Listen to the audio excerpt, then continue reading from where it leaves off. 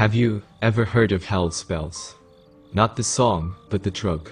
I was sitting in my 11th grade mandatory DRAC class, which stood for Drugs Are Not Cool.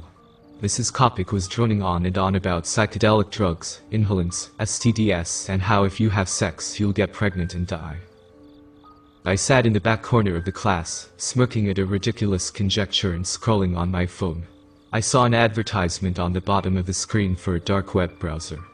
A few of my friends had been watching some guy from UK read off stories of the dark web, and whatever data mining was rampant on my phone must have picked up the audio. I remember one of the stories including a drug deal transpiring on something called Silk Road. "Zach, please read off the page about Hell's Bells," Mrs. Kopic said in an annoyed tone. Like many other teachers, she knew not to bother harassing me about my phone use. I had a reputation for just getting up and leaving when they decided to challenge me.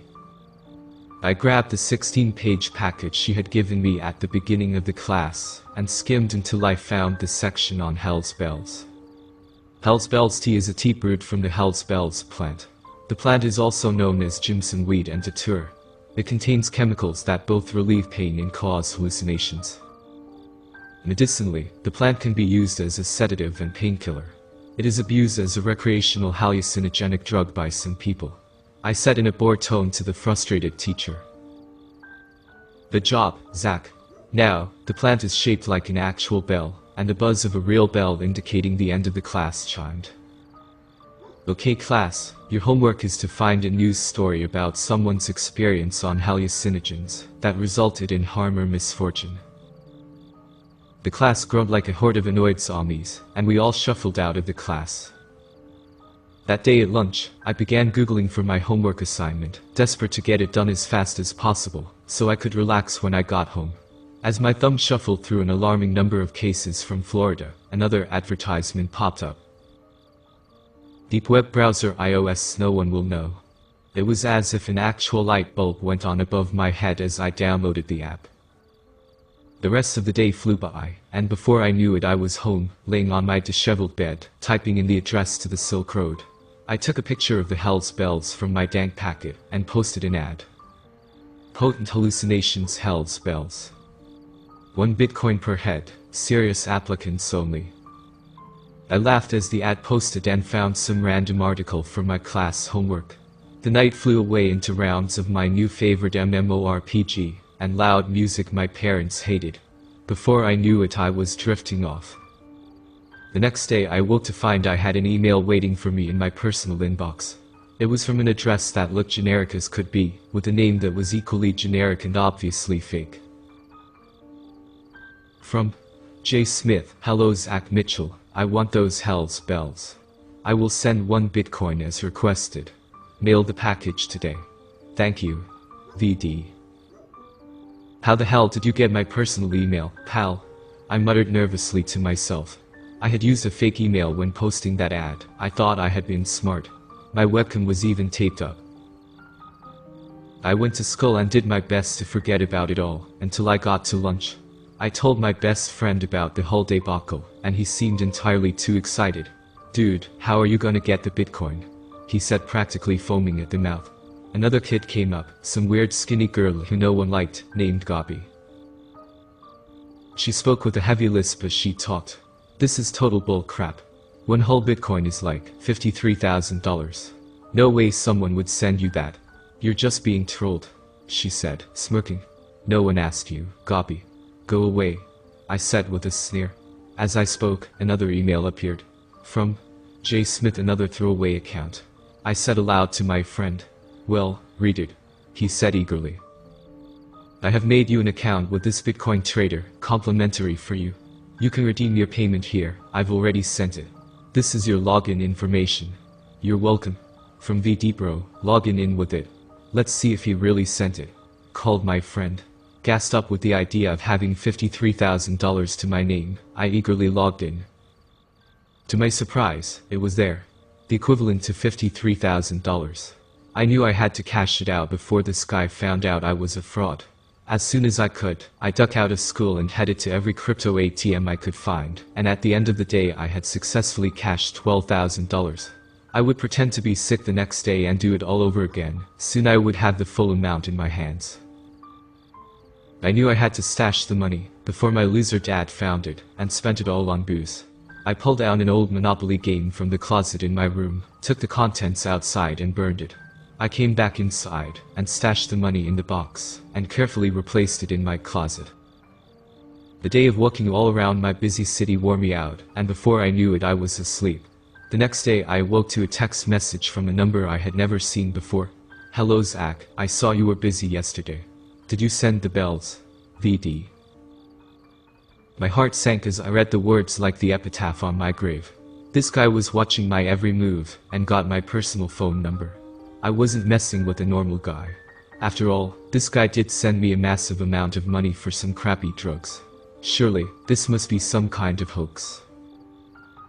I told my dad I was sick, and he responded by grunting and shuffling off to his beat-up truck on his way to another day at the car plant. As he pulled away, I got on my bike and went to every ATM I could find. That day it wasn't so great. I only got $7,000. A couple ATMs were closed, and I could only go so far on my bike. As I pulled in my driveway I saw I was getting a call, and I knew I would be making a dire error if I answered. Instead, I dropped the phone in a sewer drain. The next day I awoke to the feeling of being watched. I ran to my dingy window and moved a curtain aside to see a black sedan with tinted windows outside my house. As I squinted my eyes to observe it further, the window rolled down, and a newspaper flew out. The car sped off. I got dressed and retrieved the paper only to see it read, "Where are my hell's bells? And VD sends their regards," written in for every column. The pictures depicted rotting animals and the drug known as hell's bells. Was this a threat? I ran inside and tried to tell my dad everything. All my father said was I never liked those. Scary. Stick to shrooms. And he walked away. My jaw dropped and I went to school, desperate to get away from that sedan. The day wore on, and every time I had to work on a school computer, I would receive email after email. That was until I got to dank class with Mrs. Kopic. I sat in the corner, hoodie on, and head down. Before I knew it, the bell was chiming, and I sluggishly got to my feet to leave the class. Before I could leave, Mrs. Kopic stopped me. "What's wrong? Where's your phone?" she said in a stern voice. I began to cry. The day wore on, and every time I had to work on a school computer, I would receive email after email. That was until I got to dank class with Mrs. Kopic. I sat in the corner, hoodie on, and head down. Before I knew it, the bell was chiming, and I sluggishly got to my feet to leave the class. Before I could leave, Mrs. Kopic stopped me. "What's wrong? Where's your phone?" she said in a stern voice. I began to cry. Some hole keeps sending me stuff, so I threw it away. I played a prank on the dark web and this guy found me. My dad won't help, and he was outside my house. I trailed off, a snot poured out of my nose, and her arms pulled me into a hug. "I know someone who can help," she said softly, and she guided me out of the classroom. I was surprised to find myself in the computer lab with only 3 people in it, 2 nerdy guys I never bothered to learn the name of, and Gabi. I chaperone Gabi a lot. She knows quite a bit about this kind of thing, Mrs. Kopic said. I sheepishly approached Gabi and explained everything to her. She grinned when I finished talking and asking in a snarky voice, "So you want my help, I take it?" "Please, Gabi, I heard these people are killers," I said, trembling. She chuckled and demanded my login info to the website where I had redeemed my Bitcoin. "That app you used was bogus. Some hacker got your IP address, then your email, then you used this website he made up, and he used you as a foot soldier to launder his mined Bitcoin. He's going to continue to harass you until you give him the full $53,000. Wow, Zach, you were a real idiot in how you handled this," Gabi said, laughing. "I don't have it," I said, trembling. "That's it, I'm getting the police involved," Mrs. Kopic said. "No," Gabi and I both said. "That'll make it worse, Mrs. Kopic. That will escalate things," Gabi said carefully. "In fact, it's probably better you go. You're going to want deniability. You kids come get me if things get worse," she said as she left. "She's nice, but kind of useless," Gabi said to me. I laughed a little and ran my hands through my hair. Here's what I'm going to do for you. I'm going to find a real seller of hell spells, and reroute their sale to this VD person. I'll pay for it out of my own cryptocurrency, and you'll pay me back. This hacker is calling your bluff, and has you. But if you really send the drugs, he has no real play other than blackmail. Is there anything you can get blackmailed for? She said, jabbing my side. I shook my head swiftly. He could always just try and hurt you, but we're gonna skip town, she said with a wild look in her eyes. What? I said, jaw hanging agape. That's the favor, you're going to take me out of this crappy town, she said, locking me in her gaze. Okay, I guess we have to. It's this or get wrecked by some hacker, I said, pulling at my hair. Good call, Gabi said, returning to her computer and typing away furiously. Done. Now go home and pack. I'll pick you up at 2 a.m. and we'll get out of here, she said. There I was at 2 a.m., Monopoly box in one arm, duffel in the other. My father would hardly note my disappearance. Gabi pulled up in an ancient-looking truck, and I reluctantly joined her. We bounced from town to town for months, and over the course of the months, we grew close. I began to see her as less of a nuisance, and we even started to become romantically involved. That was until I woke up in the middle of the night and found her laptop open. There it was, a welcome screen greeting Gabi, saying the following in big letters that sealed my fate as the world's biggest fool. Welcome, vicious delirium. VD. Gabi had been the one to blackmail me. It all made sense. The hacker conveniently forgot about me, because I left town. I was so stupid and naive. I heard stirring, and turned around to face Gabi sleeping soundly. I gathered everything I had, all that remained of our money, and took to the road again, without her. The messages have returned. Every time I try, and use my phone, it powers down. I know she's chasing me, tracking my every move. I don't see an escape to this, so I'm posting this in hopes someone can give me some insight on how to ditch this crazy chick. I don't know if you've ever heard of hell spells, but you don't even have to do them for it to ruin your life.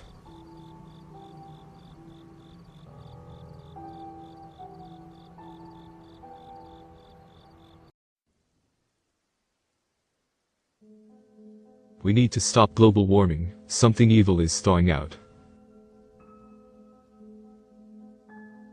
I was a climatologist working in the North Pole for the last 4 years, and I quit last week. I just returned to my childhood home in Owatonna, Minnesota, where I've moved back into my house. You see, proving that global warming is real was my life's passion. I'm 32 years old, and I've spent the last 12 years studying patterns of climate and their effect on the ozone, fighting deniers at every turn. I wanted to be the one to change their minds, and get everyone to give a damn about the Earth. I didn't find what I was looking for in the North Pole, but I found something much worse. I'm posting this here as a warning of what's to come, if we don't change things. My crew consisted of 6 people, myself included. We lived on an Arctic barge, designed to house us, while we studied various melting glaciers. The captain was known to us as Captain Patches Stacy, of the St. Lucian research boat in the North Pole. His second in command was a girl I was sweet on. She was only 27 years old, and well on her way to being a ship captain by 30, skilled enough to traverse the frigid waters of the Arctic. Her name was Stormy, and like the seas she fared, she was volatile and fierce. Her hair was always in a tight strawberry blonde bun, and her eyes carried the blue depth of the ocean, that swore to change at every passing wave. Stormy and I had a budding love, running deep after being together on the St. Lucian for 4 years, only leaving each other's side for the short stints of shore leave, which in the later years were also spent together. Stormy had no family, so for holiday shore leave, she'd return to Minnesota with me, and spend the holiday with my large Midwestern family. It always felt like she was meant to be there. Along with us was another climatologist named Craig, who was 30 years older than me, and somewhat of a mentor. He was the true brains of the operation, and he inspired me every day to continue our journey of learning. Tall, thin and gray, Craig would skulk around the deck in his signature yellow parka, and theorize loudly about the things below the water's surface. We had an intern, a young native Inuit girl, who was about to graduate with a degree in climatology. Her name was Yuka, and she was the bright star that kept those trips fun and positive. Watching her bloom into a gamakinger was truly beautiful. The final member of our team was an aged crewhand named Hank, who served as our cook and boatkeeper, and, much like Patches, he was about as old as the glaciers. Hank was kind though, through and through. He accidentally bulk ordered us girls just about a shipping container worth of feminine products, because he wasn't sure how many we needed. Is 100 a week for you reasonable? I can get more. I remember him saying, wholesome and kind in his concern. Their faces will live in my mind's eye until I draw my last breath on this earth I so love. The last Saturday of April, 2020 was the end of the life I shared with these people. We were running our sonar, and had sent a deep-water exploration submersible drone we nicknamed Bloody Mary down to map the size of a submerged iceberg that appeared to be melting at an alarming rate. Luckily, no wildlife at all would come near this iceberg, and I can't help but feel like that's because they knew what was inside. Patches and Hank sat in their HQ watching over us, while Stormy helped me man the drone and the sonar. We sat, leg to leg, excited and eager watching the exploration unfold before us. That's when we heard the blip. The sonar Stormy operated shook as it transmitted a deep call, lower and louder than any wail we picked up in the past. What was that? I said, looking at Stormy. Probably a whale, V, nothing to stress about, Stormy said with a smile. Maybe it's some kind of geological activity, Craig said, putting a hand on the sonar equipment. I read online about noises coming from the Arctic around here. There's like a whole conspiracy theory.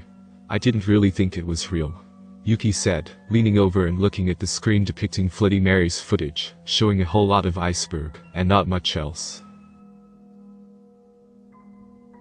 That's when the second blip came, this time, so loud we didn't need the sonar to hear it. The boat rocked and creaked as the sound pushed it to its limits.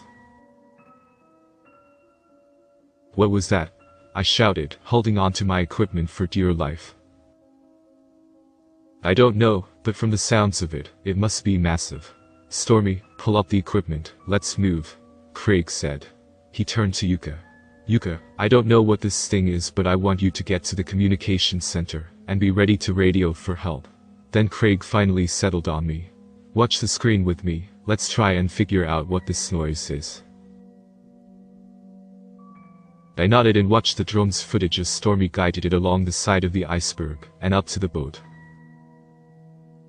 That's when I saw something in the iceberg move. Sluggish and slow, as the next bloop came, so loud and powerful the boat nearly capsized. My body was thrown with Craig's to the other side of the deck. The loud crack signaled something breaking off of the iceberg. When the boat settled, I could hear the screams of Stormy, Craig, and Captain Patches. The creature was enormous, as the iceberg was the size of a skyscraper in that cold blue water. It was black like the midnight sky, contrasting the white ice around it. Snow was falling from the sky, and forming little constellations on the creature's void-colored skin. It has one big, yellow, blinking eye and more mouths than I could count, even just on the portion of the creature that was exposed. Each one had different kinds of teeth. Some were dull like human teeth, and some were sharp like lion teeth. How is that thing alive? I screamed to Craig, who was transfixed on the creature. Craig looked at me and let out a horrified scream, covering his eyes with his hands. It's horrible. It's horrible. God, make it stop, he screamed. Then I heard Yuka over my walkie-talkie. I see what's happening. Get Stormy and come to the bridge. Patches and Hank are dead. Over. I looked around to see Yuka standing in the control tower and Captain Patches dead in his chair behind her, and Hank with a bloodied head leaned against the glass. No. The old one needs me, Stormy screamed, viciously thrashing about. Luckily, I'm a stout woman and I held her firm. As I approached the doorway leading to the entrance of the control tower, I saw Craig throw himself overboard. I winced and managed to open the door and get Stormy and I inside. As soon as her eyes left the creature, she relaxed and folded into me. She began to sob, and I squeezed her right, shushing her gently. Yuka is alive, we can get out of here. Can you please get us out of here? Stormy nodded then spoke. I just can't see that thing, I need to blind myself. Just get us to the nearest port. Just don't look back at it, I said, prompting a nod from Stormy. I looked around the staircase and found one of the emergency kits, and grabbed it from the wall as Stormy and I raced to the control room. Yuka snapped her head to us as we entered, and I could see she'd been sobbing. I'm so glad you two are safe. I just watched Craig kill himself too, she said in a shaky voice. I looked at Patches and Hank. Patches had a .44 Magnum in his hand. He had killed Hank, then himself when he saw this stare. I opened my kit, pulled out a flare gun, went to the crank window on the side of the control, and fired it high into the sky. As I did so, Yuka radioed for help, but quickly said, "Comms are down. Everything is down." Stormy made herself busy trying to steer the ship and avoid looking at the creature. It let out a final bloop that caused everything in the control center to thrash around the small room, throwing all of us off of our feet. I wound up screaming for help underneath the very dead Captain Patches Stacy. When we resumed our stations, Stormy spoke. "I'm okay, everything's okay. I'm going to get us out of here," she said with a firm, determined voice. I wobbled over to Stormy, and put a hand on either shoulder, holding her in place. "You can do this. You are the best navigator I've ever seen, Captain Stormy. Get us to the nearest harbor. Don't look at it," I said, doing my best to resolve her. "Dutch harbor. Dutch harbor. Dutch harbor," Stormy repeated to herself over and over again, as she guided us past the creature, and to safety. Yuka operated a mapping system the whole way back, and I took the bodies of Hank and Patches to the hull. We all stayed together in control, sleeping there, eating cold meals there, too afraid to leave. Even when the water was calm, it seemed like we'd hear a bloop out of nowhere at any time. Stormy and Yuka got us to safety. All of our equipment was lost, and all of my research was for nothing, especially with Craig gone. Stormy and Yuka lied, and told the Navy officers that intercepted us that Captain Patches Stacy had snapped, killing Hank and throwing Craig and the equipment overboard. I simply followed along. Stormy walked away with some kind of maritime medal for her brave actions, and Yuka returned to her home in Vancouver, where she swore she'd resume her studies, and dedicate her findings to Craig. We spoke this morning. I am shell-shocked, living in my childhood home with my loving parents doting on me at every beck and call. I see those mouths every time I close my eyes, and I see Craig jumping to his watery grave. Stormy is finishing her affairs, and coming here tomorrow. We will start our lives together, as two people who have lived through something terrible, but came out alive. Stormy said we can live far away from the cold and the water, and she swore she'd take me to Albuquerque, where we can live out our days far away from the Arctic melting glaciers. So here it is, my plea. Please give a damn about global warming, because there are terrors in those icebergs, things that will consume mankind, and if we don't stop global warming, they'll be free in no time.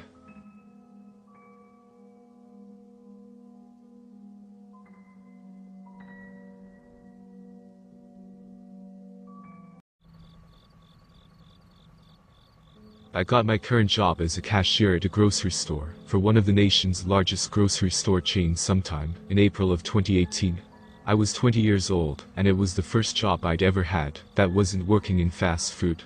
It quickly became my favorite job I'd ever had just for that. At first, those feelings didn't last much longer than a month. So the store closes at 11, and a typical shift for me at the time was 3:30 in the afternoon until midnight. The hour between closing time and the time my punch-out is supposed to be spent cleaning registers and emptying trash cans, but almost every night I have to spend the first 5 or 10 minutes checking out the last remaining customers who ignored the store closing announcements and are only just now making it up to the checkout. On this particular night sometime in late May of 2018, I was just about to close down when an older man walked up to my lane. I glanced at the time quickly and saw that it was 11:13. Asshole, I remember thinking to myself. If you're not going to bother to get in line until 13 minutes after we close, you should honestly just go home. The man shook his head. His face was exceptionally worn, and his eyes were incredibly baggy, making him look like he should have gone to sleep hours ago. "Nope, just this, thanks," he said quietly, almost muttering, as he placed something onto the conveyor belt. At first I couldn't tell what it was, something from the meat department, maybe, until it began to cry. I physically recoiled as I realized what it was. It was a baby. A naked, human, newborn baby, and when I say newborn, I mean it looked as if it was only minutes or hours old. It hadn't even been cleaned up yet, and it was wearing what looked like a hospital band around its ankle, that had a barcode on it. Unsure of what to do, I looked up to my manager for help, but he just gave me a wide-eyed, desperate look and shook his head. I looked back at the man. "Well?" he asked in that same quiet, mumbling tone. "Aren't you going to scan it?" I froze up for a second, but then, confused and scared and not knowing what else to do, I scanned the barcode on the infant's ankle. I don't know what I was expecting, but it did ring up, Spawn. $10.89. $10.89 for this newborn child. I stared at my screen in disbelief, trying not to think about the fact that in my state, the only items that don't have sales tax are food items.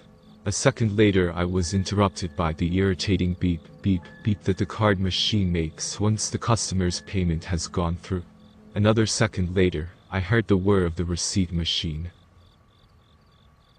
The man grabbed the child in his arms, and then he stood there just looking at me.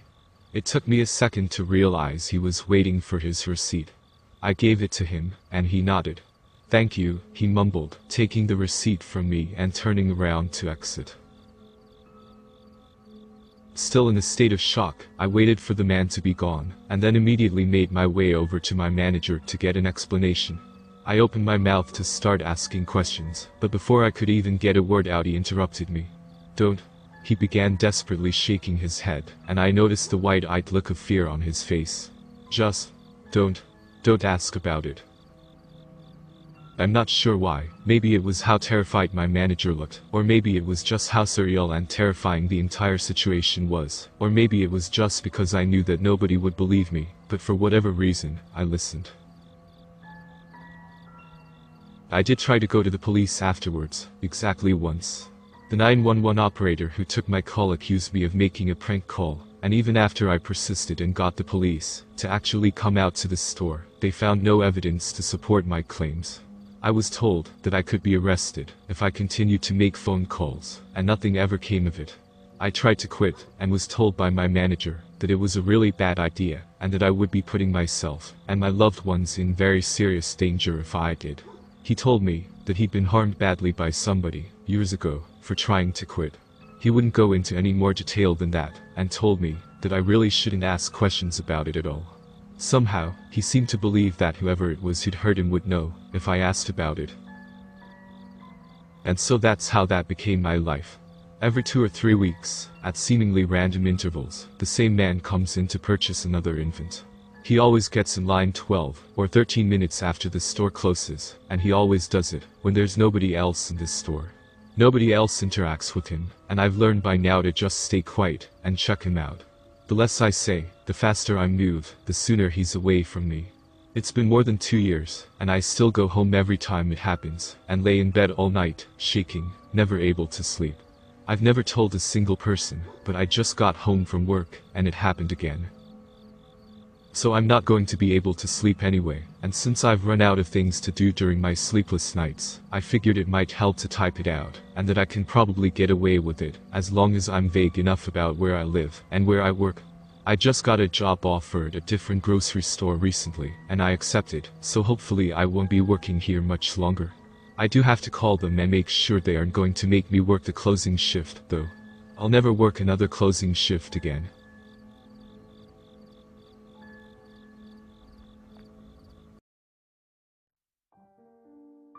Hey guys, I know it's getting late, but this has been heavy on my mind lately. My wedding anniversary is coming up this week, and I can't stop thinking about my beautiful wife.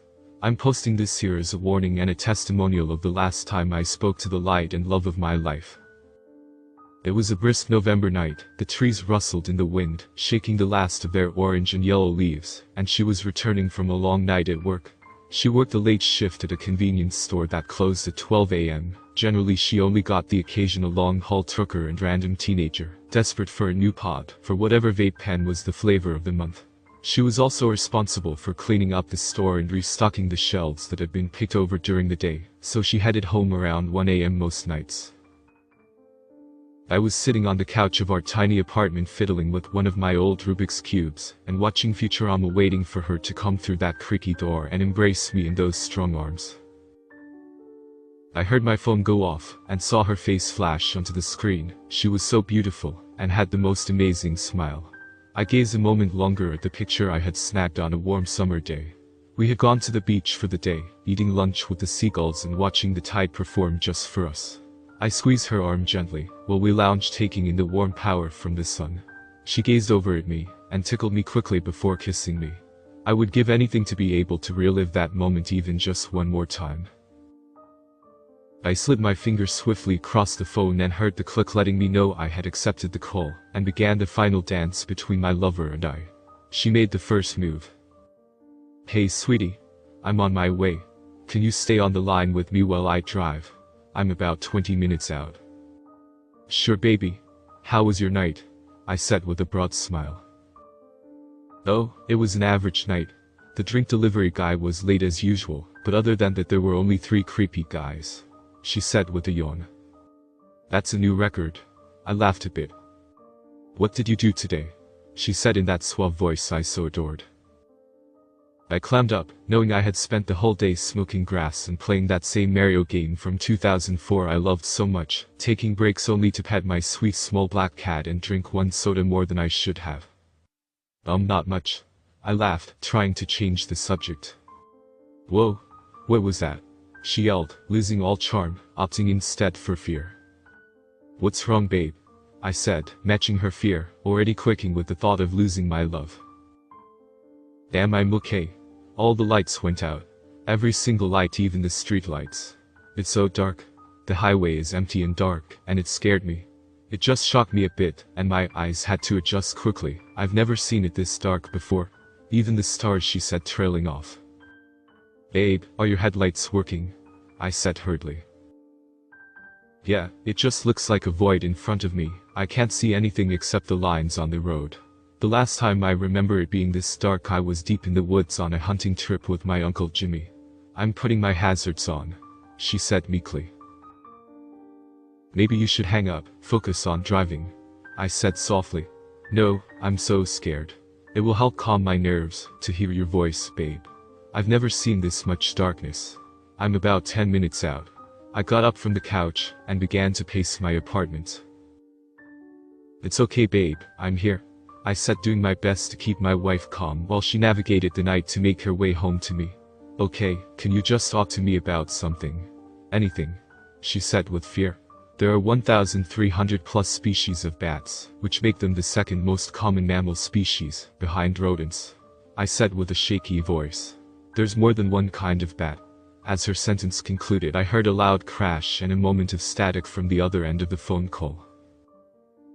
"What was that?" I said frantically. "Nothing babe, I just turned onto our street." She was already calming down. As she spoke, I noted that her voice had been dripping in static. "Oh, okay babe. Well, I love you," I said, trying to cheer myself up. "Wow, it's dark here too. I can't really see the apartment complex. Can you flash the lights?" she said. "The lights are on babe," I said, confused. "The whole street is dark. Why didn't you tell me the power was out?" she said to me. "It's not. Are you sure you have the right street?" "Yes, Michaela, I'm in front of the building. I'm getting out right now. It's so cold." "Okay babe. I'll get a blanket from our room for you." "Thanks." I'm walking up the stairs. I hurried to her bedroom and grabbed her favorite blanket. Anxiously I waited on the couch for her, phone pressed to my ear like a lifeline to my partner. As I pressed my face into the fleece blanket, inhaling the scent of pine and honey that brought me to my knees, I slipped into a memory. Cold water-logged hands gripped my dry warm ones. I never cared for swimming. Angie loved the water though, it was where she truly felt at peace, so for our weekend outing, I suggest we go to the beach.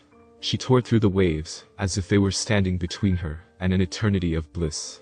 I remember every time she failed to break the surface of the water for too long I felt my heart seize in fear, and my toes would sink deeper into the sand I was lounging on.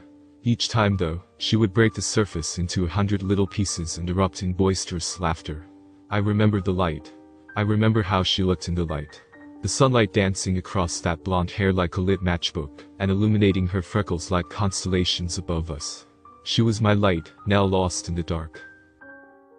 I heard a door click from her side of the phone, and the creak of the heavy wood swinging on its rusty hinges. I snapped my head to the navy blue door, and searched for her large frame, but it never came to view. Only a cold gust of air greeted me. I shivered as my breath materialized in front of my face. "Babe, where are you? Can you light a candle so I can see you?" she said, fear heavy in her voice. "All the lights are on. Are you in the right apartment?" I said, jumping to my feet.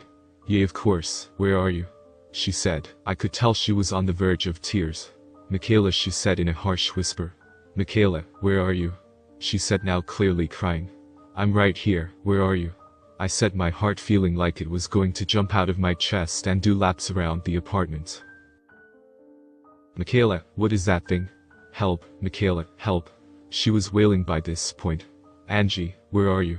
I said as the metallic buzzing I had heard earlier consumed the line, and it went dead with a click. I dialed over and over again, sure I could reach her and sort this all out. Surely she had entered the wrong apartment building. 10 minutes of attempted calls went by and I knew I was in over my head, and Angie needed dire help. I immediately called the police and they were over in a heartbeat. I told them everything, and showed them my call log. And it was the accepted call from earlier, and the 42 attempts to reach Angie I had made, all of which failed. The police searched all along the highway she took to get home, and all around her convenience store. They tore the apartment complex apart and questioned everyone. They thought they had found a lead when they noticed the maintenance man to our building had been taking pictures of us changing and plastering them all over his office, but Greg had a rock-solid alibi. He was in jail for peeping on some other lesbian couple, go figure. The security footage from her job showed her minding the store like usual, those 3 creepy dudes showing up 10 minutes before close. Everything was normal. The cameras showed her getting into her beat-up Ford Focus and pulling away. The traffic cameras showed Angie merge onto 1 to 75, but no traffic camera on any 1 to 75 exit ramp has yet shown her leaving the highway. Either Angie is still driving on that lost highway, or she's gone. I don't know where she could have gone to. We never found a trace of her. I call her every day. She's only answered once. It was our wedding anniversary and I was more than a little tipsy. Despite this, I know what I heard was true. I was sitting on that same couch, in that same stupid apartment, crying into that same stupid blanket I always did. That's when I heard my phone ring. I looked down to see the smiling face of my wife on that hazy summer day staring back at me. I clumsily darted to the phone, and accepted the call. "Angela. Baby," I said, almost shouting. "Kayla, where are you?" I heard her soft voice call. "Baby, please come back to me. Is it still dark?" I said like a lunatic. Dark was all she said in that low metallic voice. As if on cue, the call dropped.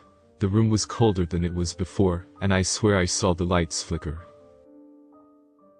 I woke up the next day and checked my call log. It had shown a call from Angie around 1:12 a.m., the same time she reported the blackout.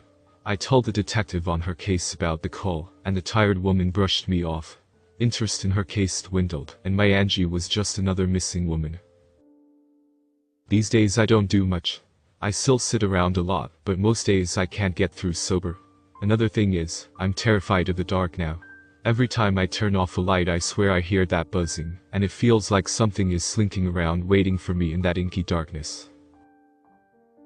I wonder to myself every time, is it Angie, or is it what she saw when she disappeared?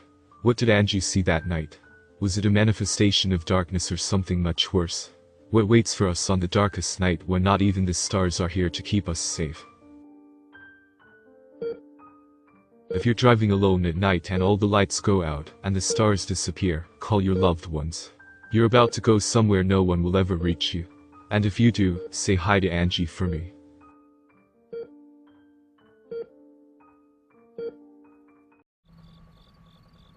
Hey guys, I'm posting this here as a warning to all of the other people who work in fast food. Never let a health inspector in after 7 p.m. You see, I used to manage an Arby's in rural Minnesota, and it was a franchise. The owners paid me well, to be their 5-day-a-week closing manager, and I had a guy who helped me close up every night, a wiry kid with thick black glasses, and a bigger attitude named Devin. Devin was a good kid, a few years younger than me, and the life of the party, even when the party was a desolate fast food restaurant in the middle of nowhere. Devin would make the food and clean up, making my life so much easier on those long nights, and after every task he'd find me wherever I was, and hurl an unfunny dad joke at me. Despite their lack of relevance, his jokes always made me chuckle, and boosted my mood. The last night we worked together was a slow Sunday night, much like any other. Barely anyone came after 9 p.m. despite us being open until midnight. I got some extra cleaning done, and shot the shit with Devin every so often. I remember Devin telling me about some new update to the game he played every night when we went our separate ways. He was excited because they added the floss to the emotes. As I rolled my eyes and gave my signature chuckle, I heard a knock come from the drive-through window. Both of us froze in place, frightened by this sudden distraction. People didn't usually just walk up to our drive-through. There wasn't much near us, nowhere to really be walking from, if you had any sense. "You gonna get that, boss lady?" Devin said in his joking tone. Words failed me as I was overtaken by paranoia. Who would be knocking on our window this late? My eyes flicked to the clock, 11:30. We were still open for 30 minutes. "No worries, I'll see what they want," Devin said nonchalantly as he breezed to the window. He cracked open the window and leaned down to talk to the guy. From a distance, I could tell by his silhouette that he was a small pudgy man with a bald head. "What's poppin'?" Devin said with a smile, greeting the customer in his signature way. I could see the toad of a man crane his neck to look up at Devin, which was weird, because Devin wasn't abnormally tall or anything. "Yes sir, I'm here with the Becker County Health Department, here to do an inspection." The man spoke in a soft and nasally tone. I then strided over quickly, knowing I was in deep crap, if this was really the health department. All of the cleaning supplies were out, I hadn't discarded any of our expired product yet, and I was about to be caught with my pants down. Reaching the window I spoke. "Oh wow. I've never seen you guys come so late," I said nervously. "Yes ma'am, new protocol. So we can make sure the health code is always being obeyed," he said in a snide tone. "Want me to let him in, boss?" Devin said quietly. Yeah. I'll grab the COVID-19 questionnaire," I said quietly. Never had I been so happy to be in a pandemic. Using this questionnaire I would have to see his identification and I could shoo him away if his temperature was too high. I rushed to grab my thermometer and question guide, and glanced into the parking lot as I walked. There were no cars in the parking lot. As I said, there was really nowhere to walk from. We were on a desolate road off of the highway, with only a gas station on the other side of the road. I glanced at the gas station, and it appeared to be closed early, although the owner's car was still sitting in its parking spot outside. Fear kicked it up a notch in my stomach, and I gulped as I headed to the back, to meet the strange man and Devin. "Okay, let's get that temp," I said cheerfully, attempting to mask my fear. I took in the man's appearance as I raised the thermometer to his sweaty forehead. He must have been 4'10" or so. He looked like he weighed 300 pounds easily. He was sweating profusely, and the sweat poured down his face like tributaries to a river, pulling at his Coke bottle glasses. He was wearing a polo shirt that was much too small, and khakis that were ripping at the seams. A lanyard hung loosely around his neck. I knew the thermometer worked. I had used it on Devin earlier that day. I think I need to try again," I said in almost a whisper. "No, the points are lost. Proceed with the questions." Devin scoffed at the man's rude response, and walked away to finish cleaning his station. I followed my symptom checklist and Ronald, shockingly, displayed no symptoms of COVID-19. God, I wish he had, although, who's to say things would have been any different. After he was finished with the checklist, he pulled a phone out of the stretched pocket of his khakis. I could see in the reflection of his glasses that he was indeed filling out some kind of form. The inspector made his way around the store, looking above, under, and around things. As he, well, inspected, I cleaned up the chemicals I had left out haphazardly, and tidied up as fastidiously as possible. Devin came up behind me, and gripped my shoulder. Something is off about this guy, boss. Don't be alone with him. I got a bad feeling. Devin was out of character with his serious tone. I won't, don't worry, I said in a hushed whisper, nodding in agreement as I continued finishing up the cleaning. The inspector walked around in a stunted shuffle, moving quickly one moment, then sluggish the next. It was as if he was trying to decide what was more natural. I glanced at the clock. 12:05, we were closed. I pulled the cash drawer out, and emptied the contents into our time-locked safe, and completed my banking for the evening. All that was left was the general tidying up and stocking, and as I went about my business I eyed the strange inspector suspiciously. I thought of the gas station again. It never closed before midnight, so I glanced to see if the owner, Reggie, was walking out like he normally would around this time. Nothing. His car was parked outside, but there didn't appear to be any signs of anybody still inside the building. I sighed and carried on with my duties. Time flowed forward in a march of inevitability. I was bound to finish my work before this inspection was done, and so it was. The clock read 12:53. Devin and I were completely finished, and I went to find the inspector, dead set on finding out what exactly was going on. He was in our dining room, under a table, picking discarded chewing gum off of the tables and eating it.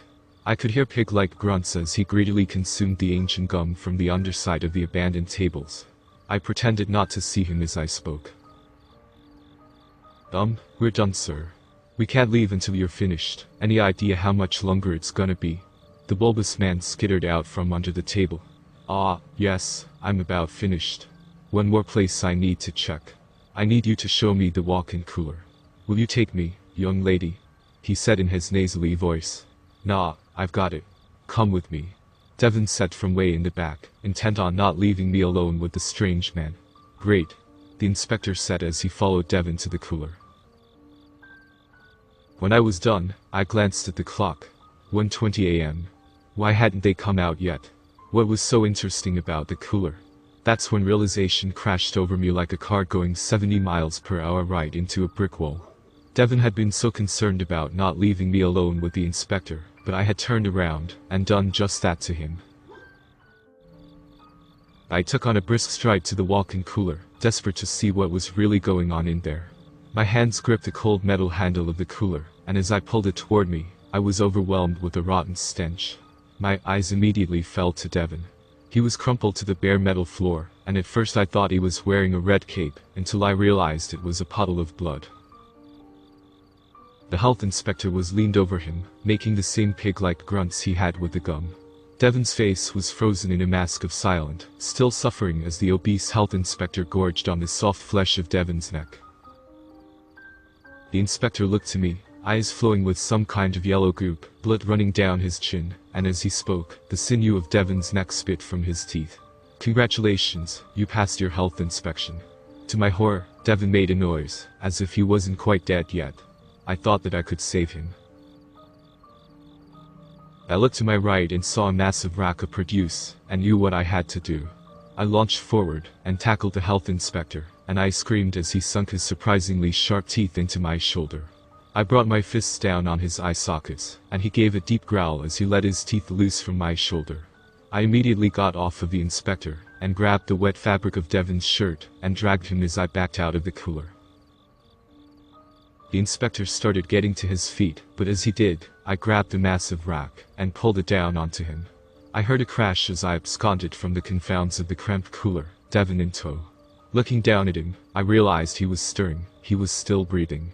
I knew he didn't have much time before he succumbed to his injuries, so I made haste in dragging him outside. I heard guttural screaming come from inside the building as I dragged Devin to the small shed behind our store, to which only I had the key. I dropped Devin for a moment as my blood-soaked hands fumbled for the key, and I heard him wheeze as he hit the pavement. It's going to be okay, I'm going to get you out of here, Devin. The guttural scream came again, and as I raised my gaze I saw the thing that had come into my restaurant running at me on all fours. The door gave in at that moment and I hastily dragged Devin inside. Quickly, I locked the door, and began searching for my phone. I dialed 911 and told them where I was and that we had been attacked. As I spoke with the operator, I heard the creature slamming itself on the door. It was grunting and gurgling. They informed me to keep my hands pressing down on Devon's gaping neckwound to prevent the flow of blood. I heard sirens in the distance, and then I heard one final thing from the creature. Make sure you clean the cooler better next time, for the inspection. Goodbye, stay healthy. Stay safe. With that, he left and I heard the thuds of an obese man running on all fours into the distance. I looked down to Devon, pale and still. It was at that moment I knew he was gone. Blood no longer flowed from his neck wounds, and no soft breaths escaped his slightly parted lips. The police questioned me until the sun rose. My boss pulled up to open the store only to find me, covered in a fire blanket, with a vacant 1,000-yard stare. The police told me they found Reggie across the street at the gas station. He was half-eaten in the beer cave in the back. They also found the real Ronald Cox in his car, crashed alongside the highway, half-eaten, on his way to give a health inspection. The thing must have made a fake ID, killed Ronald, then walked until he got to the first exit, which was my exit. Then he killed and ate Reggie, then he found us. If you go to look up this incident, nothing appears, as the company I work for paid a hefty sum to make sure this never came out. After all of this, they paid me a year of bereavement pay, and offered to let me come back to any location at any time. Devon was laid to rest with a small funeral, and his family received quite a lot of hush money. They told everyone Devon passed in a car accident. I think they'd like to pretend it was true. As for me, I ditched Minnesota. I'm sick of the woods, and being in the middle of nowhere. I could never work in food again. The thought of seeing a health inspector makes me sick. I'm now legal aid, and things are going great. I live in warm Arizona, with no trees anywhere near me. You can see exactly what's coming for you. Today, I got off of work pretty late, and I went through a drive-through. When they were handing me my food, I glanced to the clock, and my stomach churned.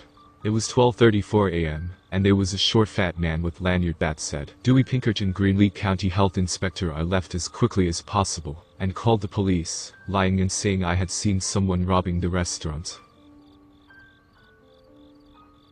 As soon as I got home, I decided it was time to share my story.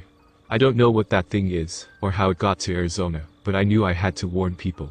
There is a creature that impersonates health inspectors, and I suspect maybe more public entities, and it will come to you late at night to feast upon you. So please, if you work in fast food, and a health inspector comes after 7 p.m., do not let it in.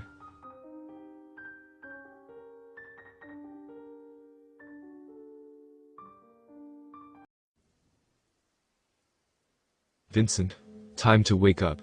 A sing-song voice pulled me from my stupor as sunlight beamed into my eyes. The smell of coffee reverberated through my senses like a siren's song, and wrapped me in its sultry embrace. I cleared my throat of the glob of goop that always resided in it every morning, the price of living in the histamine palace that my house was, and spoke. Coming, babe. My voice was gravely as it adjusted to its new state of being awakened. I sat up and awkwardly stretched out my arms. My eyes glanced at the copious amounts of ink I had covering them. Tattoos had become a coping device for me shortly after my best friend succumbed to his battle with addiction that left him absent from my world, but never my heart. The first tattoo I got was actually for him. It was a tattoo of the popular video game character Link, our favorite game to play together being The Legend of Zelda: Majora's Mask.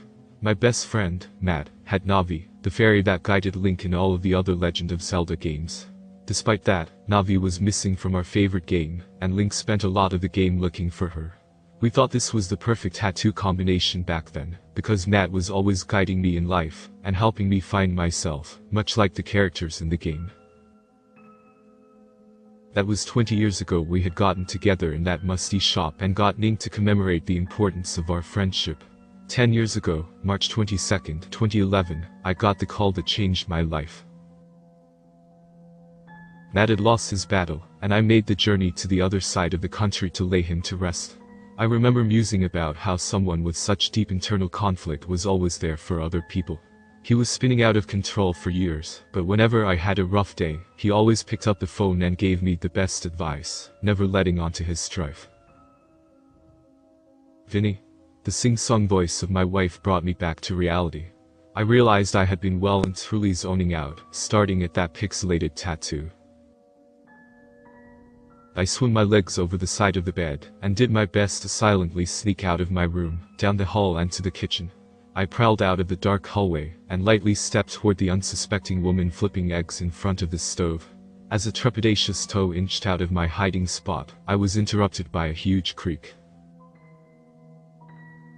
"Honey, if you ever want to get good at scaring me, you'll have to fix the floor in this ancient house," my wife, Veronica, said with a smile as she turned around, amusement heavy on her face. I stood up and closed the distance to her, wrapping her in a vast hug and taking in the serenity of my morning. A few minutes later, I was sitting at the breakfast table, enjoying another wonderful meal prepared by my wife. Both of us were homebodies, and both of us were people who took great joy in the ritual of everyday life together. I think Veronica and I never had children, because we were scared of what would come of the enormous change in our lives, and there was the other thing. I was always terrified that if I had a child, they would turn out like Matt. Intelligent, kind, deeply understanding, but self-destructive, careless with their own life. I couldn't watch another person I loved destroy themselves in front of me. As I sipped my perfectly blended coffee and stared at my wife, a visage of beauty in the morning sun, I fell into a memory of my friend. Matt and I sat over a small fire we had lit in the shelter of the partially collapsed battery factory on the outskirts of our town. He had an old set of camping pots and pans painted in that signature blue with white dots every family seemed to have. He boiled stale coffee over the fire, and while it smelled burnt and long gone, it brought me joy. I swept a bunch of these when we stayed at the Budget Inn. Figured we should get our money's worth, and I know you love your coffee, Matt said with a laugh, stirring his pot of what used to be coffee. "Always looking out," I said, smiling back at him. I looked around our little camp. The roof of the factory had long since caved in, leaving us exposed to the elements. However, we fashioned a tent from some old sail canvas, and used discarded factory equipment to hold it up. The floor of our tent was made of various wood beams we had built into the ground, with coats long forgotten in the town's public library lost and found as our bed. The factory was ominous, our camp being the dead center of the abandoned factory floor, right where the assembly line used to live. The camp was outlined by ramshackle stairs that led to the upper floor of the factory, which only contained the plant manager's office and an employee break room. Both were far too musty and disgusting to call camp, despite the shelter, and was at risk of collapsing into the building every day. Matt and I chose to set up camp where everything had already fallen in, so as to protect ourselves from future cave-ins. "I'll go flash my goods at the fruity guys who want some outside of the Marriott," Matt would joke, unknowing that this was eerily similar to his actual forthcoming fate. "I'll go mow Mrs. Murphy's lawn, and take my shirt off halfway through. She always pays an extra $15 when I do that," I would reply with a laugh. "Bro, Stacy will straight up beat you up if you do that. Mrs. Murphy is her mom," Matt would say before we both break out fits of laughter, the coffee boiling over. The taste of real coffee dancing across my lips and into my palate woke me from my trance as I realized my wife had been talking. Her face twisted into a mask of frustration, and I immediately knew I was in trouble. "I'm sorry, Veronica, I was thinking about Matt again," I said shamefully, staring into my swirling coffee. Her anger disappeared as soon as it came, and she reached for my hand and squeezed. "Vince, I just gave you a whole speech preparing you for this, and I'm not repeating it, so here goes. I'm pregnant. 3 months pregnant. I didn't know until my physical last week. I've been waiting to tell you," Veronica said softly to me, the need for approval tugging at her eyes gently. "Oh God, we're too old," I exclaimed before laughing heartily. When I saw her face twist into a show of sadness, I reached to her hands and squeezed them gently into my own, and mustered my best attempt at a paternal smile. "It'll be okay," I said softly to her. In the coming months a lot of things had to change for us. We had to leave our West Coast overpriced shed of a house, as there was no room for our upcoming child.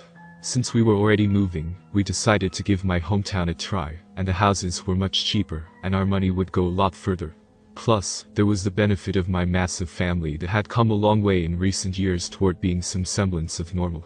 We ended up living in a beautiful home right on the river that divided the town into two sections, and I swear when you watched the sunset from our porch, it felt like it was setting just for you. The due date grew closer, and it became apparent we were bringing twin girls into the world, and the excitement grew with each day. My wife and I sat on our patio, overlooking the water, and bickered about names. "How about Allison and Audrey?" Veronica said, lacing her fingers over her bulging belly. I smiled, reminiscing over how not that long ago, I couldn't fathom the idea of being a father, but now, it was all I wanted. Of course I was still scared they would end up like my lost best friend, but I was filled with so much more hope than before. I know it's dorky, but what about Zelda for one?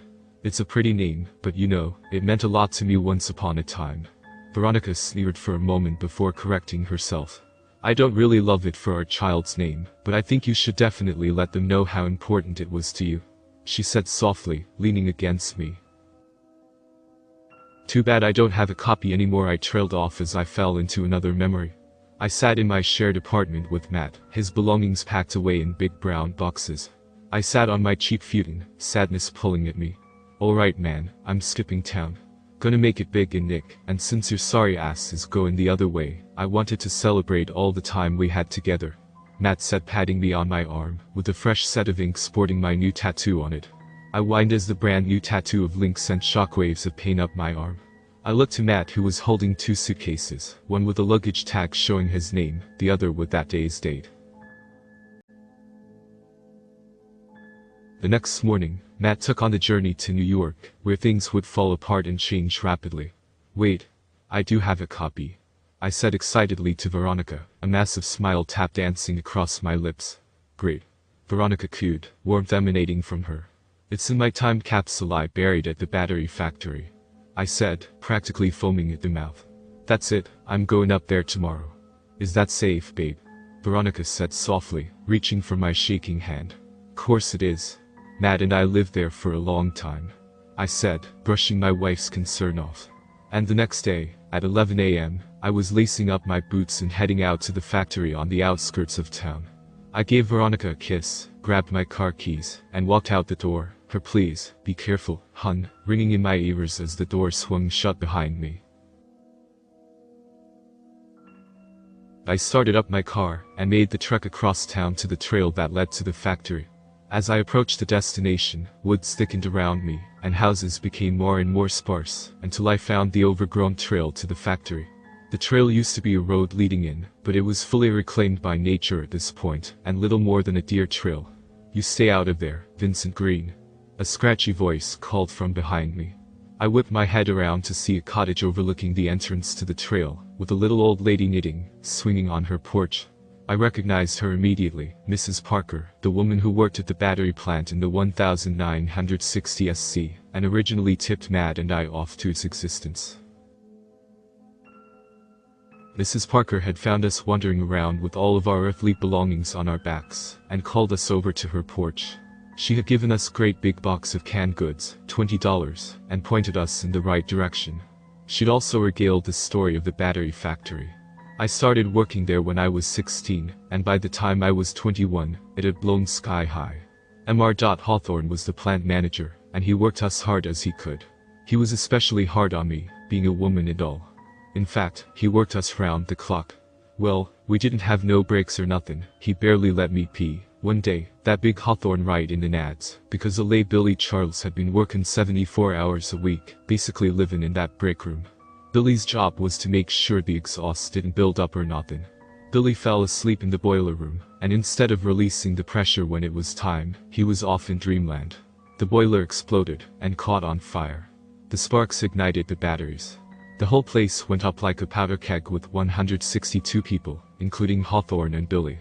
I was right here on this porch. I just got home from my shift. Hawthorne had sent me home early, because it was my monthly, and he didn't like all the breaks I was taking. Being a woman saved my life that day. There's one thing though. The blast didn't kill them all instantly, and like I said, I was right here. They ran down that path yonder and they were melting. The lithium pouring down their skin like oil, and the flame wearing them like this season's top pick. I saw good ole Hawthorne, screaming for his mama, more incinerated flesh than man. He made it to the street, when the fire burned through the flesh of his stomach, and those charred intestines fell out like worms out of tin can.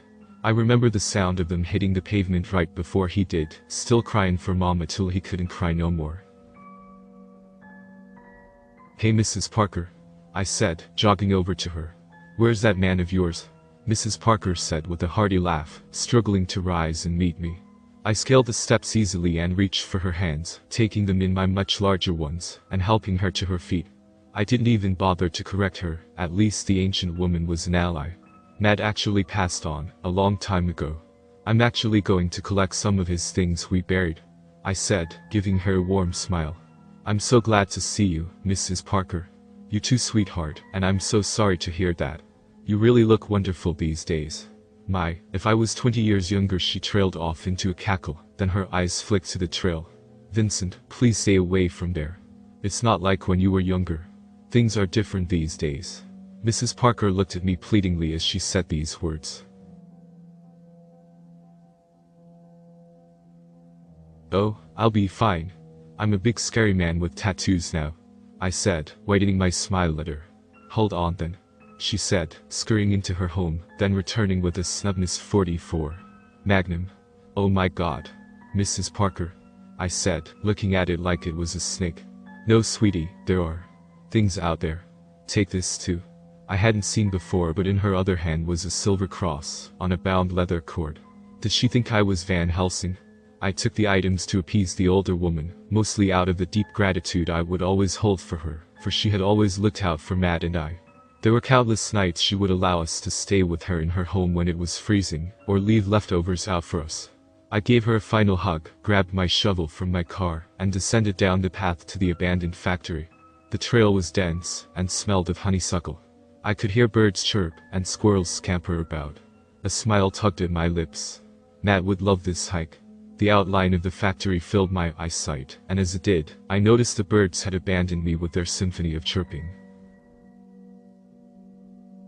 The smell of honeysuckle also subsided to that of charred chemicals, which was strange because I didn't remember the factory smelling like this. An eerie feeling planted itself in my stomach, making home there, as I approached the factory. I had the gun tucked into my hoodie pocket, and the necklace around my neck. The shovel teetered in my hand as I walked into the cavernous space that used to be the factory floor. It looked the same as it had in my youth. Sunlight streaming down into the floor, the plant manager's office and the break room, both still accessible via rickety staircase. One difference was apparent, however. Rubble had been cleared away to create access to the boiler room, which was never clear when I was younger. Someone must have taken the time to clear this up, so they could explore. I chalked it up to some more kids. I thought about exploring myself, but I decided it was something for a younger man, and I didn't want to mess around and throw out my back. Plus, I had a wife and soon-to-be children to get back to. I found the spot I was sure the time capsule was in and got to digging. "Why, Vince? Why did you let me go? Why didn't you tell the truth?" he said in a wobbly, distorted voice. "I never lied to you, Matt. What are you on about?" I said frantically, hand finding the gun in my pocket. "Oh, now you're going to shoot me? Go ahead, kill me twice. This is your fault," he said, practically screaming. My heart was beating louder and louder, defeating me as Matt drew closer. "Do it. Shoot me," he said, screaming as dirt flew from his decayed lips. "No," I said, shutting my eyes tight and curling into a ball. "It's not real," I said in sobs. Viscous grief racked my body, and before I knew it I had passed out. I awoke and things had changed drastically. It was dark out now and the empty factory was no longer barren. It was my camp, and I was in my tent, Matt next to me sleeping.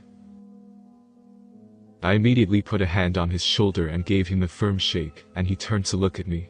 I took in his features, smooth skin and glossy tired brown eyes stared back at me. His black curls framed his face with ornate beauty, and the moonlight dazzled his olive skin, that gave him the appearance of the Greek statue. Matt looked like someone God took a while to perfect the beauty of. He was not traditionally beautiful. His features were unique but stark and striking. My eyes cast to his lips and I stared for a moment, my mind flashing to the image of the decayed lips that had screamed at me moments earlier. Finally, my eyes flashed to my own arm, firmly connected to his shoulder, and I noticed all of my tattoos were gone. I glanced to my own body, and I realized that I was no longer that grown man I had been moments ago, and I instantly knew I was back in the summer of 1998. Matt, where are we? I said in a hushed whisper, jarred by the change of scenery. We're at camp, silly. Matt said, yawning and chuckling at the same time. Matt, no, you're dead. I said, panicked, sitting straight up, eyes darting around. It was indeed our camp, late at night. The fire flowed in a faint orange hue, embers clinging to life. Did you have a nightmare? Matt said, suddenly concerned with my state, worry flashing through his eyes. No, this isn't real, I said, springing to my feet and beginning to pace around the campsite. Matt jogged over to me, and put a marble-like hand onto my arm, and pulling me close to him. Vin, it is real. You're okay. You're safe. Matt said in a calming tone, looking at me like I was all that mattered in the world at that moment. No, it's not 1998, I am not 16, and you are not alive anymore. I was being overtaken by anxiety in that moment, not wanting to be living in this hallucination any longer. Vince, I think you need to sleep this off, man. Matt said, pulling me back to our tent. He pulled me into the makeshift bed we shared, and my heart rate slowed as I stared up to the constellations above me. I watched the stars shine and away, bestowing an image that reminded me of the curve of my wife's face. Matt, I need to get back to my wife, I don't belong here. I'm about to have 2 kids, please help me get back. I said, voice cracking with sadness as the toll of the situation weighing on me. Vince, just go to sleep, things are going to be better in the morning, you just need some rest. Matt said softly. I then thought to what happened before I woke up here, Matt's words ringing in my mind. Why, Vince? Why did you let me go? Why didn't you tell the truth? I need to ask you something, Matt. I said, turning to Matt and looking at him intently. Of course, Matt said, greeting me with a warm smile. Do you think there's something I'm not telling you? I asked cautiously. Matt looked up to the stars, eyes flashing with ponderous wonder. I do, but I think if you're not ready to acknowledge it, it's not my place to push it. Matt said carefully, turning his eyes back to me. I reached out to his cheek, tracing his cheekbone with my index finger, and taking in his cool, smooth skin. I thought about his words, and his calm, relaxed demeanor. Why had I followed him here in 1998? Why did I throw everything away to give my days to this boy? Why did Matt give up everything he had to ensure my happiness in whatever small way he could?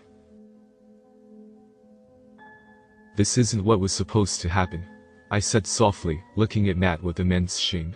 Hurt flashed across his face, and he spoke. What do you mean?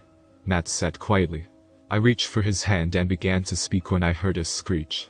What was that? I said, suddenly alarmed. Matt scrambled to his feet and pulled me up with him. He tore through his backpack and pulled out the snub-nose 44 Magnum that Mrs. Parker had given me in my own reality and a flashlight. Matt handed me the flashlight and spoke. It might be a coyote.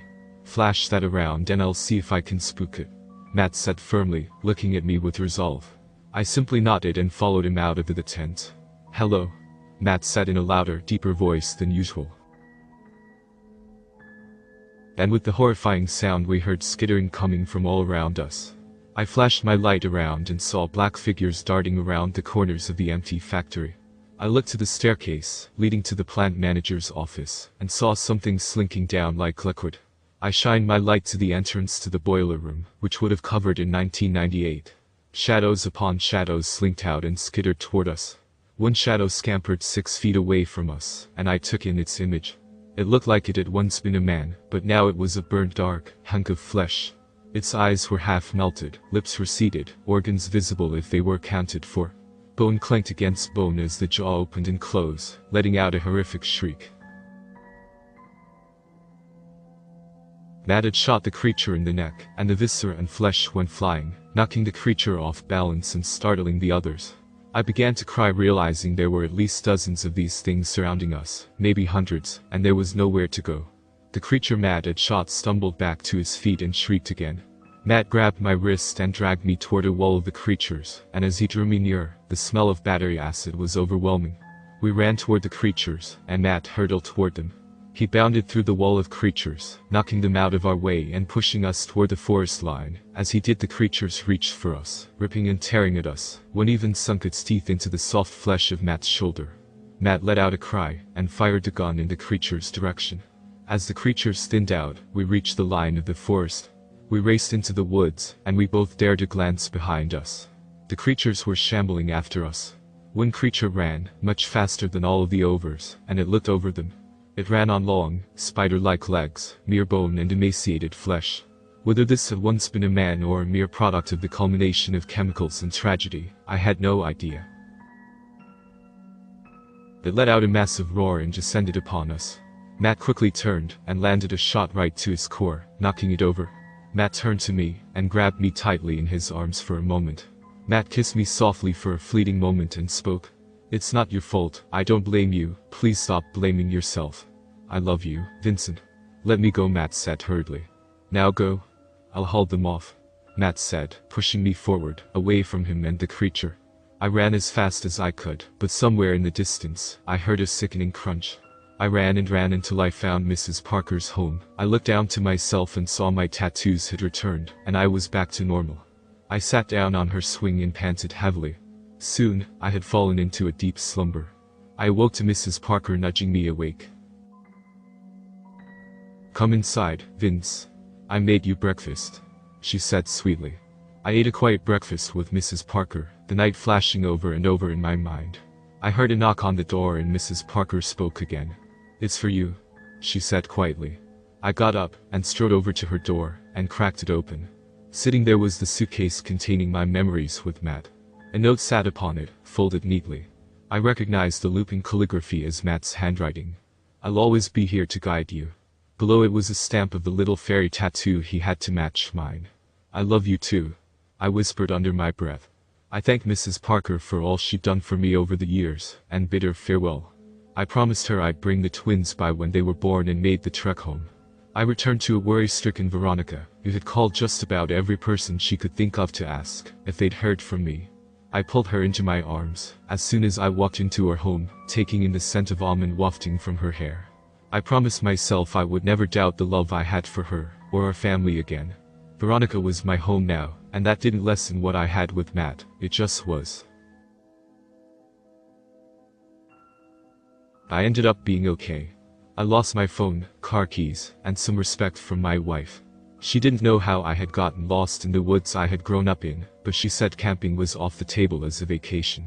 After the events I had lived through, I was more than okay with that.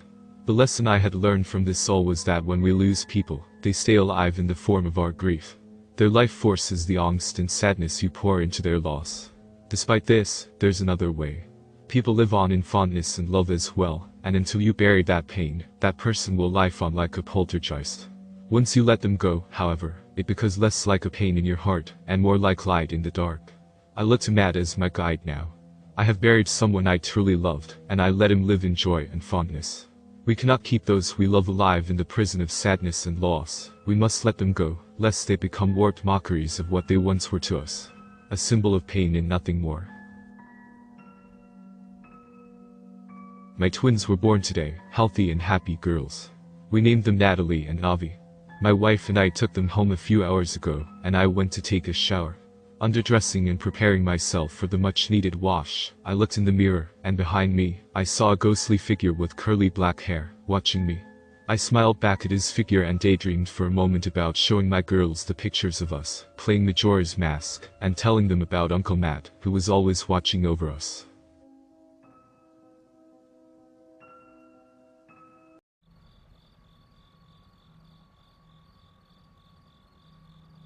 Most people find camping to be cathartic, and the truth is I felt the same about it once too. There was nothing better than bathing in a cool stream or falling asleep under a centuries-old spruce. These days, however, I find myself doing anything and everything in my power to avoid the topic. As I sit and write this for you now, I can't help but hope and pray you take this warning to heart.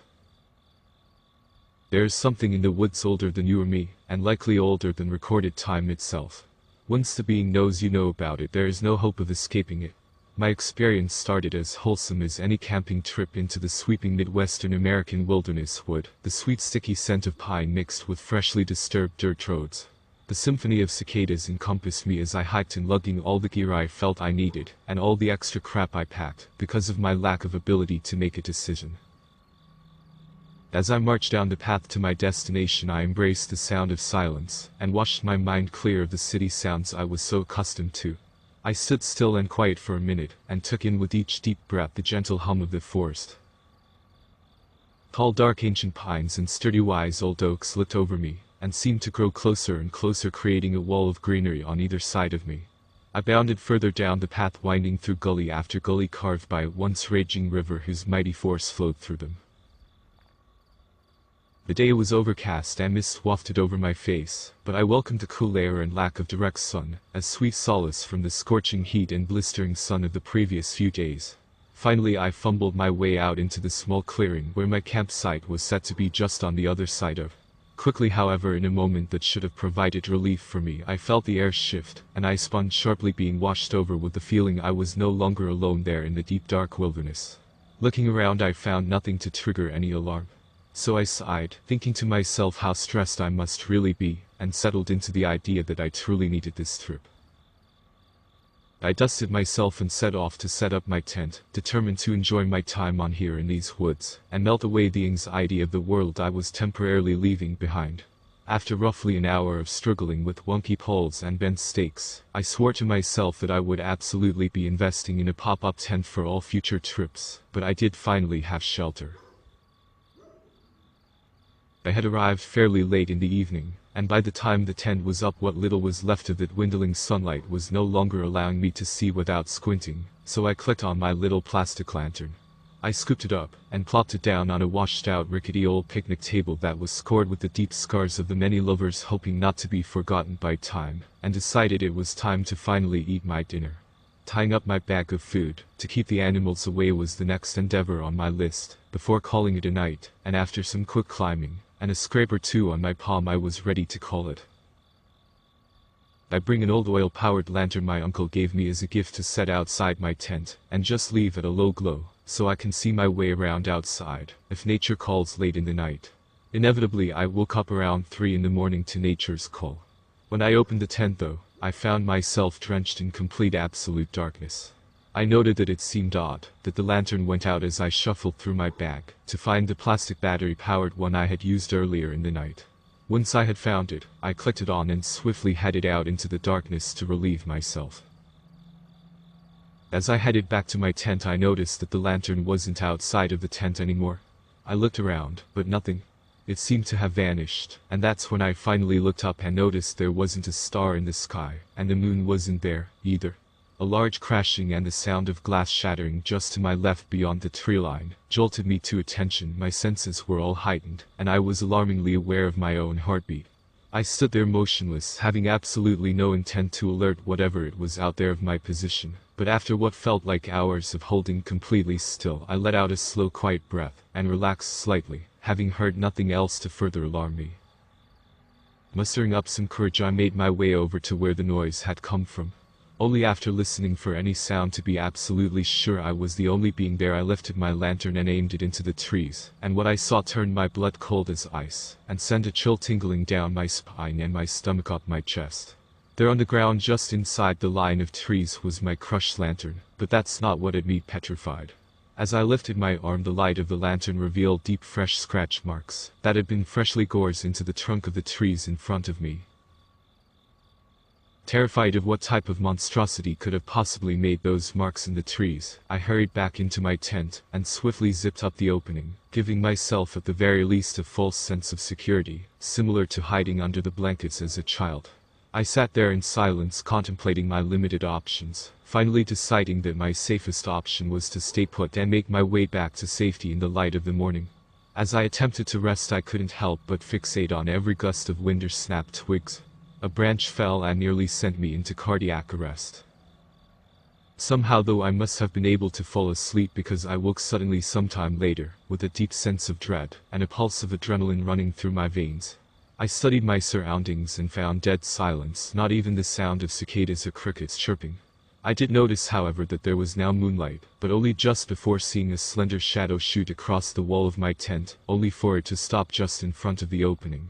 The creature slowly started unzipping the door to my tent. I was paralyzed. As it entered my tent, the world stopped. The first thing I could see was two long, slender human-like arms with thick talon-like claws embedded into each bony, milky white finger. It had a body that was unnaturally large and jagged, leading my eye to a face that will be burned into my memory until the day I die. On a long, narrow human-like face I was met with two slender black eyes set deeply into leather-quality skin with no nose, and a sharp mouth filled to the brim with jagged teeth. This thing emanated a stench of rotten wood and death. The creature seemed to be studying me, and I was absolutely transfixed. Suddenly it lurched forward and wrapped its talons firmly round my ankles and yanked. Still in shock, the creature pulled me from my tent all the way to the tree line, before I could even realize what was happening. I managed to kick myself free, and as I stood and turned to run. As I did, a gut-wrenching primal screech bellowed from behind me. I turned only for a moment to look, and I saw the creature standing at least 8 feet tall. Then it crouched. I began running as fast as I could get my body to allow, all while bracing for an attack from behind, but it never came. I ran for my life in that moment, and as I saw my car come into view, the world started fading to black, and my heart felt as though it was going to burst. I must have blacked out, because the next memory I have of that hell is being woken by a state parks employee tapping on the driver's side window of my car. She asked me if I was hurt, and if I needed help, gesturing to the trail of blood leading from the path to my car. I had barely noticed the blood pouring from my ankle in all the commotion, but she called an ambulance for me, and I was hurried away from that hell. The officers later told me they believed I had been attacked by a bear that night, and not wanting to risk looking unstable, I agreed and said nothing. I know what I saw that night, and I know it will never stop coming for me. Yesterday I noticed scratches in the trees lining my backyard, and as the sun set this evening I heard that screech in the distance again. I know I don't have long before it finds me, but hopefully you can do what I wasn't able to and avoid meeting it.